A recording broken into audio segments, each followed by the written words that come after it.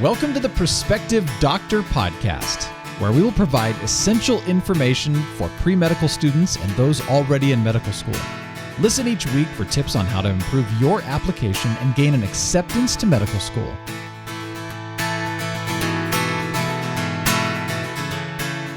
Hey everyone, thanks so much for joining me today. It's Dr. Renee Marinelli here, and today I have Ken Tao, who's our director of MCAT tutoring. I've had him on before, but with his expertise, I wanted to bring him on again today to talk a little bit about MCAT retake. Hey Ken, how are you doing? Doing well and glad to be back. Thanks so much, Ken. I'm really happy to have you on again. Today, as I said, I wanted to talk a little bit about retaking the MCAT, and I know we run into a lot of applicants that are either borderline on their MCAT score or maybe are low in a particular section and just are wondering whether or not I need to retake it. And it's obviously a big decision to make because most people that I see that retake the MCAT end up scoring slightly higher or stay about the same, but there is always a risk of going lower with your score. So anybody that's considering retaking it should definitely talk to experts and get some advice and really think about their potential. But I was wondering, Ken, could you start us off by talking a little bit about what are some of the scenarios that you see that are where you would probably almost automatically recommend somebody retake their MCAT, or if not, strongly consider it? Yeah, absolutely.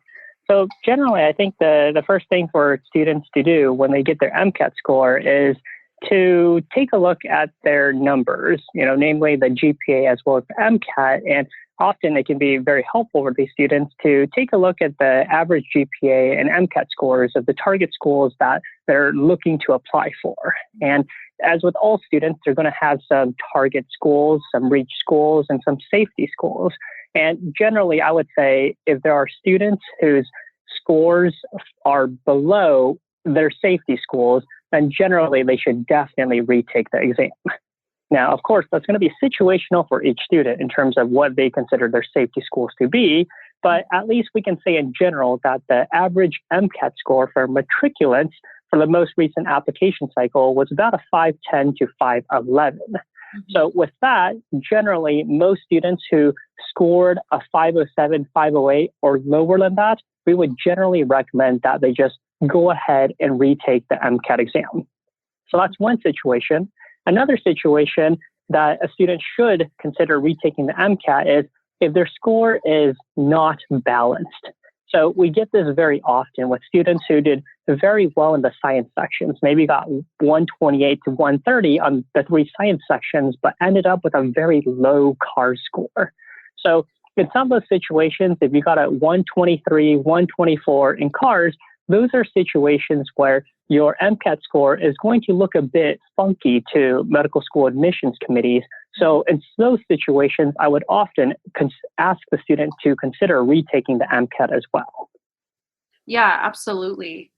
What are some considerations that you discuss with a student if they are kind of at that borderline score, like maybe a 508, 509, where they're not above the national average, they're kind of right below it, they're kind of on the cusp for their target schools? What are some of the considerations you take when you discuss whether or not to retake it with those students?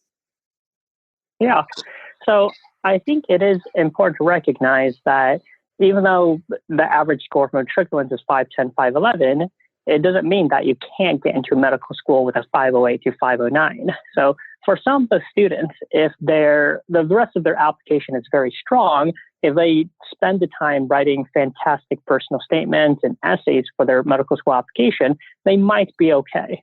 Mm-hmm. So usually I would say for those students around a 508, 509, to consider what might be the reason for why they got the lower score.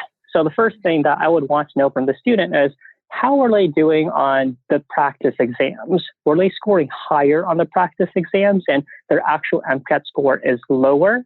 If that's the case, then almost always if those students just go ahead and retake the exam, they're going to get a higher MCAT score. Mm-hmm.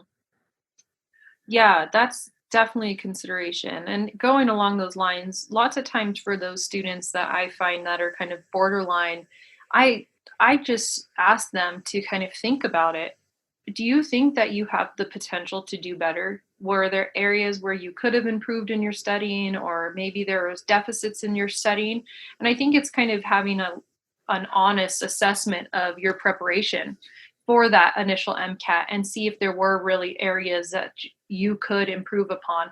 And usually students say, you know what, no, I did all I could do. I really don't think there's other ways around it or how I could study better. And there are some students that say, yeah, I wasn't as strong here, or I didn't focus as strong here, and I noticed those were deficits. And so usually having that kind of honest conversation with themselves, or that internal thought process, they're usually able to come up with some conclusion.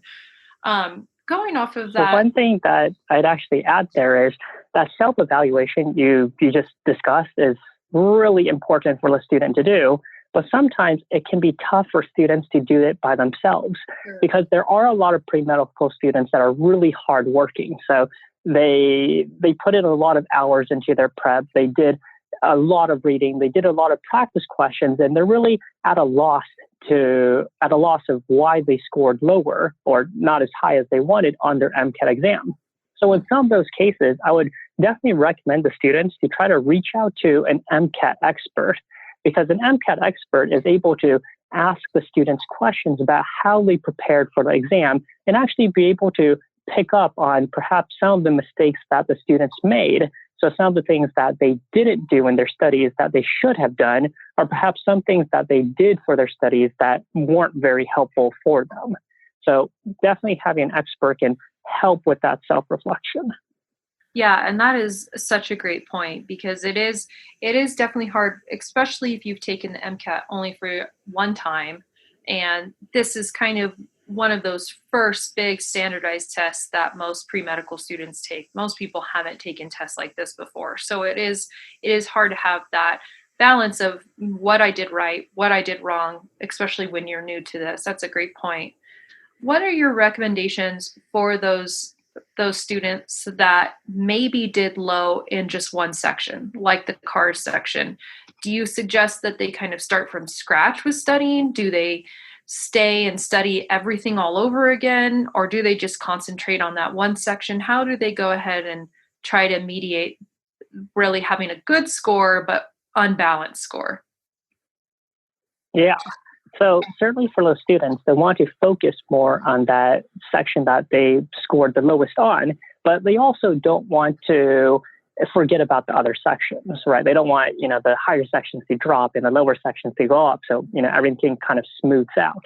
One thing nice about these students is that for students that did well in certain sections of the exam, it's often not that hard for them to increase their score farther just by doing more studying. So I would recommend that they continue doing some studying on the side, perhaps not as intense as before, but definitely still put in some time into those sections they did well on. Mm-hmm. For the section that they did the worst on, again, this is where the self-reflection is important. To try to think of what reason why the student might have scored so poorly on that section.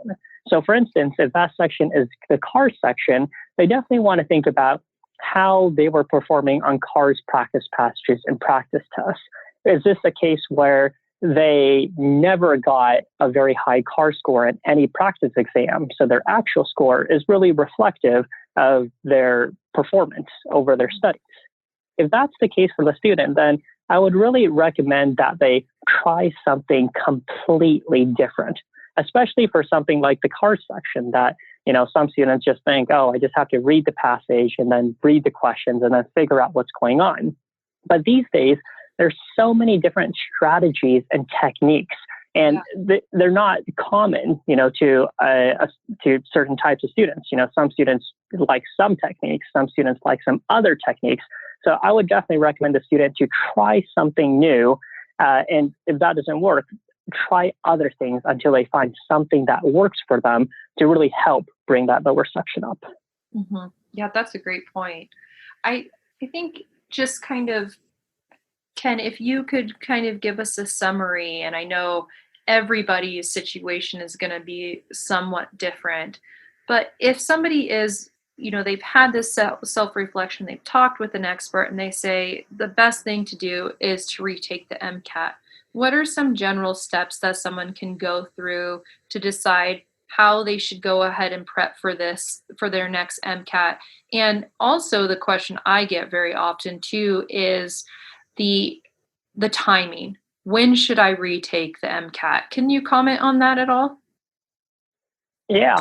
So again, it's a bit situational. Often with the MCAT, it's very personal. So, for example, in terms of the timing, for some students who they were doing great on their practice tests, but on their actual exam, they scored 10 points lower, and they can, easily attribute that to nerves, anxiety.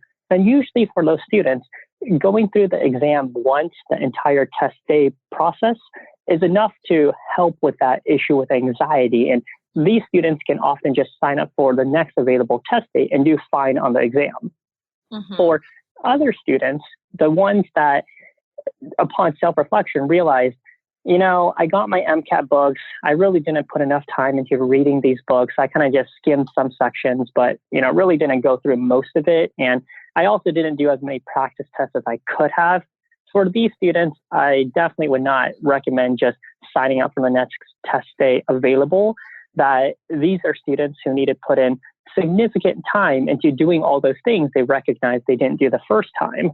So then it becomes more of a planning situation. So they need to figure out in terms of their schedule, when will I be able to dedicate a significant amount of time to prepare specifically for the MCAT exam? So if they know, this upcoming semester is going to be very busy, then I certainly wouldn't sign up for a test day at the end of the semester. But if they know the next few months is going to be pretty open, they're going to be able to focus on the MCAT exam for multiple hours a day and for, many hours a week, then certainly signing up for a test date that gives them several months to prepare for the exam is reasonable. Mm-hmm. Yeah, and I think that's such a great point, because what I see a lot is people that are retaking it, there's a bit of a sense of anxiety and a sense of urgency to just kind of retake it, get it done, get their new score. And certainly I felt that way throughout medical school and prepping for a lot of these tests. But I think part of it is just being patient and realizing how important these exams are. The MCAT, the USMLE, all of these exams that go into becoming a physician, they are just so important. And so I think that is common advice that I give anybody taking the MCAT, people retaking it or taking it for the first time, is really take your time with it. Try to do your best, plan it when it's appropriate rather than just rushing into it and maybe just quote unquote winging it. Definitely trying to put the effort in the first time or the second time if you have to retake it, just to do well. And I think that's just important to remember, that it does involve a lot of preparation and planning, even though sometimes you just kind of want to get it out of the way and move on with your life. Those I are 100% agree. Yeah, those are great points. Thank you so much, Ken. Any closing thoughts or any other tips you have for people that are kind of stuck in this part of their life where they're considering retaking it, or, the next best course of action for them? Yeah. So the last thing that I would just like to say is, just to recognize that the MCAT is really just an exam, right? So, don't let something like the MCAT hold you back from your dream of becoming a physician. You might think that, the first time you took the MCAT, it was so stressful and tiring to take it a first time that you don't want to retake the exam. But really, about half of all pre-medical students retake the exam. And I think it's definitely worthwhile if it's going to allow you to pursue your dream to go to medical school. Yeah, and that's a great point. I retook the MCAT. I know tons of people that retook the MCAT. And, at the time when you don't get the score that you want to, you feel just very discouraged, to say the least. But you're exactly right. It is just an exam. On the path to becoming a physician, you're going to have tons of exams just like this. So it is really about kind of persevering and pushing through it. Well, great. Thank you so much, Ken. Ken is available for MCAT tutoring. He is an MCAT expert, so definitely check him out at medschoolcoach.com if you have any of these questions, if you're wondering if you should retake it, or if you're just even thinking about how to start studying for the MCAT. Ken is a great resource. Thank you so much, Ken, for joining us today. Thank you for having me. Right. Bye, everyone. Our mission is to inspire, encourage, and inform students as you journey through a rigorous and intricate process of achieving your dreams in medicine. Visit us at prospectivedoctor.com for more essential resources in your medical school journey.